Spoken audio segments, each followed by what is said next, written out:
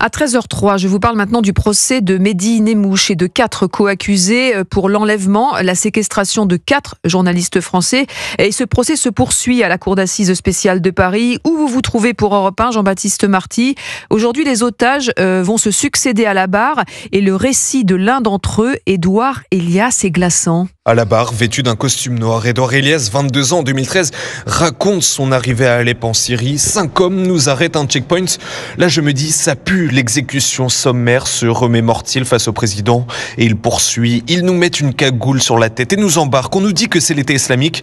Dans la salle d'audience, le public est suspendu aux paroles d'Édouard Elias. Nous sommes emmenés dans une cellule. Je passe 20 jours à côté d'une salle de torture. Et il enchaîne sans hésiter, comme si c'était hier. C'était hallucinant. On entend parler français. Vas-y, frappe-le, vas-y, tue-le. On entend même parler de poulets. Ce ne sont pas des otages comme nous, eux. Ce sont des gens qui avaient l'air en pleine forme, raconte-t-il la voix nouée.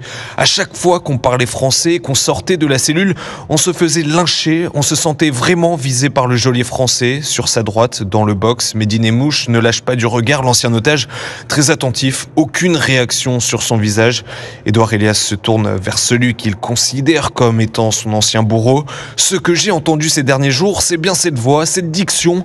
Je suis formel, cette voix, c'est celle qui m'emmerdait en permanence en cellule, conclut-il. Les récits des autres otages sont prévus cet après-midi.